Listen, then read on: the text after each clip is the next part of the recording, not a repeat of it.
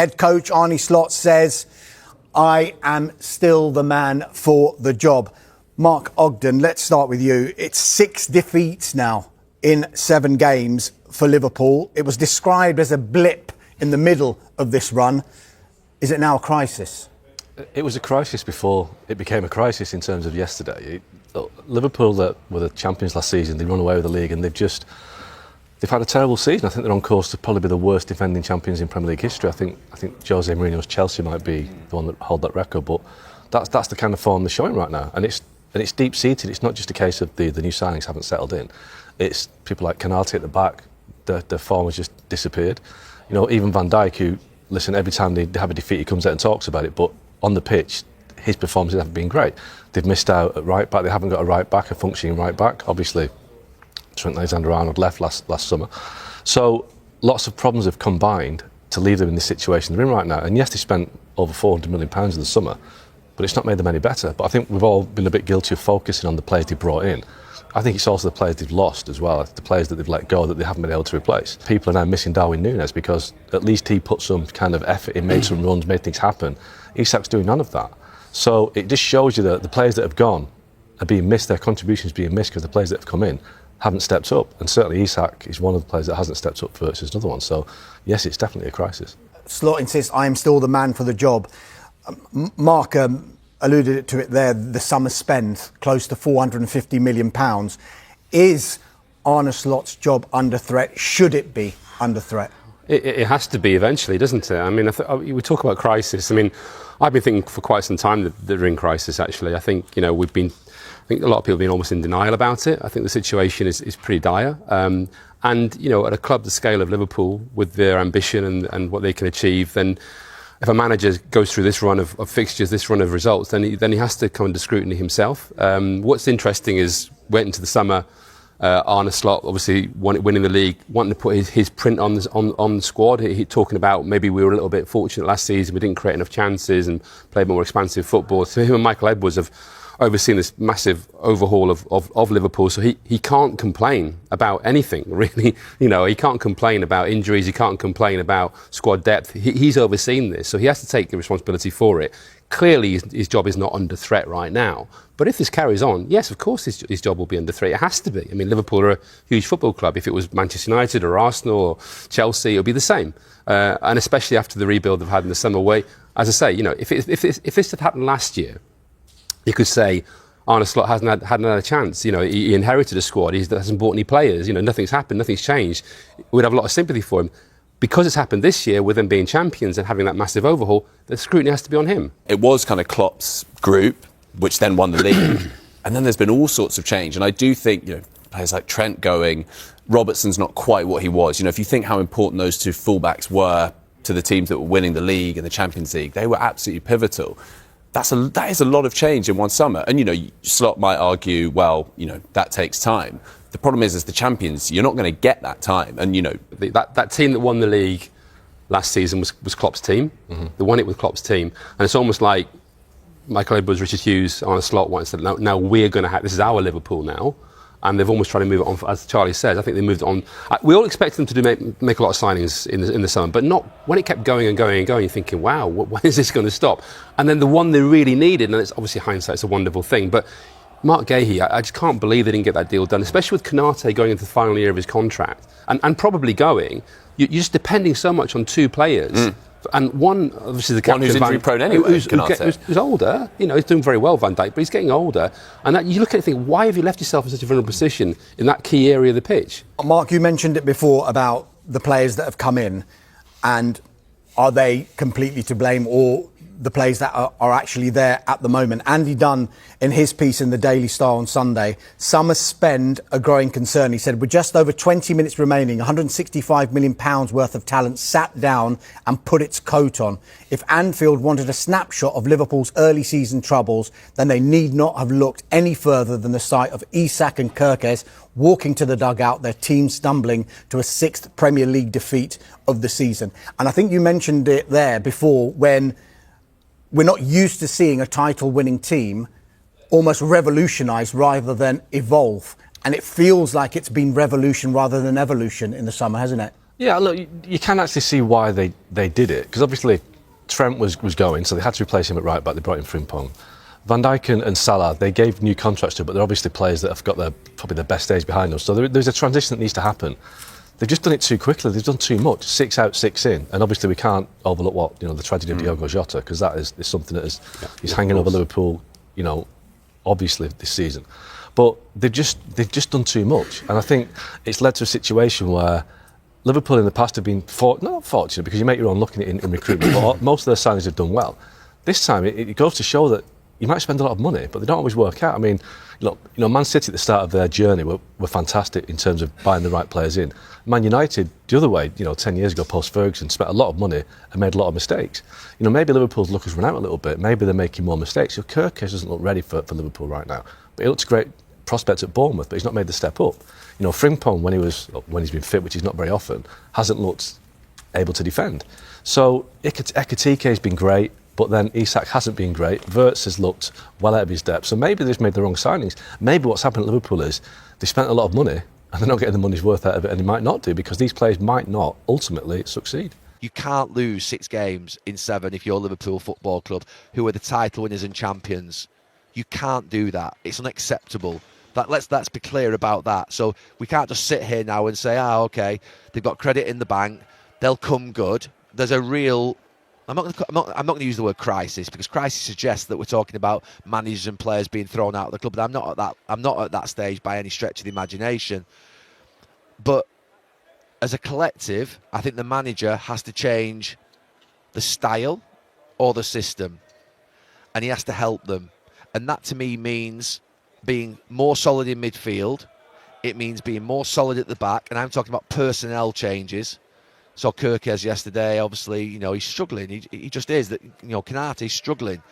So do you have to put almost like a little bit like Arsenal have done at times, a little bit like City have done, almost 4 centre-backs in your back 4, and just keep a narrow, tight back 4 and tell everybody that you're adapting and that you're changing and that you're going to mean business to keep clean sheets and stop teams having chances on your goal. And then in midfield, you're going to start to put a narrow 4 in there. And that could be Szoboszlai, McAllister, Gravenberch and Wirtz or Gakpo, just tucked in a bit more narrow on that side. And then you might just leave Salah off Ekitike or Salah off Isak, or Isak and Ekitike up front. 2 of them, just leave them up there and make sure they just work back as a 2 and just do something a little bit different. That feels really basic, and it feels like, to be fair, I'm telling Arne Slot, a world-class coach, what to do. But I've seen world-class coaches that I played for, and world-class managers, drop their ego on how we're going to play, style of play, forget the fact that we're a great side and we're a great club. You're not, at this moment in time, a great side and a great club. You're actually, to be fair, easily beatable. So you have to do something different. You have to basically take everybody really seriously, like you always would do, but you take them really seriously and pay them some respect by making sure you change and do something different. So I called on that a few weeks ago, and I said I thought that maybe Joe Gomez should play right back, and Robertson should come in at left back, and they should just play as a narrow back 4 and be a little bit more pragmatic. And then each individual player, that's the collective. Something has to change in the collective in terms of how they're going to play. In the individual side of it, you've got to strip yourself right back. Think of it as to the foundations of your house and rebuild your house. That's looking at everything that you're doing, everything that you do, whether that's sleep, whether it's stretching, whether it's eating, whether it's the minutiae of detail. Just do everything better than you're currently doing. And tell yourself that when you go into that tunnel, no one has worked harder than me, no one has prepared better than me at any point in my life in this last week. Now that means mentally, that means physically, that means, maybe a little bit less time spending with the kids that week. Maybe you're going to bed a bit earlier. All those things that you might have doubts about what this sort of physical sort of lag is being caused. And look, I'm calling upon points in my career where I didn't sort of play well, and I thought, right, what do I need to do? I need to strip myself back. I need to really go back to the basics of how I made it as a football player when I was a kid. And really go back to the point of, right, I've got to prove myself all over again. Because I'm nothing currently. I'm nothing. The credits and the sort of ability that I've got and all the things that are going to be gone very quickly if I carry on playing for this football club at this level, because you'll be gone. Huge day for Forest and another poor one for Liverpool. Those stats actually flatter Liverpool because I think overall Forest certainly took their chances a lot better than Liverpool did in the final third as they get their first win out of the relegation zone. Then for Sean Dyche's side, just taking a look then, Liverpool are 11th in the table, sitting on 18 points. Everton, for example, with a win tomorrow against United, will go level on points with Arne Slot's side. We have got quite the former Liverpool contingent with us. Don Hutchinson joins us from Spain. Steve McManaman is here. Have a night off, Marker. You're on your holidays. Craig Burley scored an own goal at Anfield as well. But first, let's start off. Scored at the Cop End. Yeah, I know. Yeah, and an own goal. Stevie, what the heck was that? Well, amongst all the problems they have, there is one place that they undoubtedly have to start and fix, and that is the back four. Because you see what Liverpool did in the first 30 minutes. Forest never got out, and then they get out once, end up scoring controversial goals, some would say, all right, I would say. But from that point, Liverpool's mentality just crumbled. 2 minutes later, Jesus had another one. That should have been a goal. Yep. And then from there, it could have been 4 or 5 by the end of the game. And so you cannot lose 3 goals at home and beat anybody. Listen, 2 weeks ago, Forest were relegation fodder. Yeah. And they've just beaten Liverpool at Anfield. Does that say more about Forest or does that say more about Liverpool? But in terms of Liverpool, he has to get them on a training field and start doing drills. But Stevie, boring drills. This isn't new.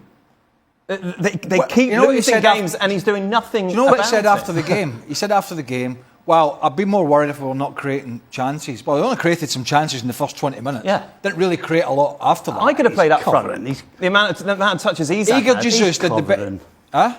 All he's doing is trying to cover.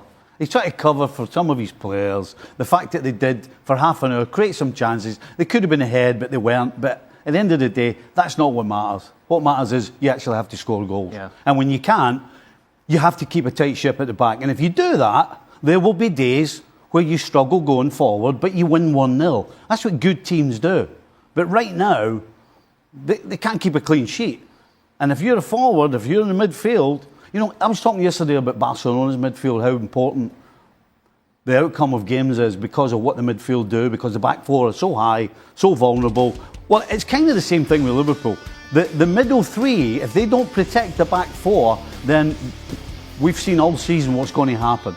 Unless and he can't really make personnel changes, so he has to get on the field and he has to drill them and bowl them to death until they get it right. Because that's the only way to do it. They've had one good week recently. That was Real Madrid, Aston Villa, yeah, and Real Madrid, right? And then off the back of that, they got walloped by Man City, and they've just been walloped by Nottingham Forest. Could have been 4, might even have been 5 by Forest. That tells you that little 4 or 5 day window that they had was just a blip. It was an anomaly. He hasn't got the answers. Yeah. He can't find the answers. He was asked multiple questions after the game, which I know he's not going to come out and spill the beans. But he's who's his best striker? Is it Isak? Is it just fitness with Isak? Or is it Ekitike, who's been the liveliest player for the most part, who's on the bench again? You know, who's the best? You know, even Van Dijk. If you watch Van Dijk at times during this game, he's walking around the second half shaking his head. He's part of the blame. It's not everybody else. He's part of it. You watch him for Holland against Poland in Warsaw a week or so ago. He wasn't great then either. So, you know, there's when you're. That's before we get to Mo Salah, who's not had a great start to the season, obviously. So when your star players are struggling, Konate, Van Dijk and others, then how do you expect the less experienced ones, like Kerkez and others, and obviously Szoboszlai's playing right back. So, but even at that, I'm surprised by today's performance. Yeah. I thought that they'd been, even though they've been struggling, I still thought there'd been more about Liverpool. It's almost akin to what we saw, not from a footballing perspective, but when we saw Eric Ten Hag's Man United lose a goal. Do you remember? They used to just crumble. And they're not quite there, Liverpool, but they're on the ropes.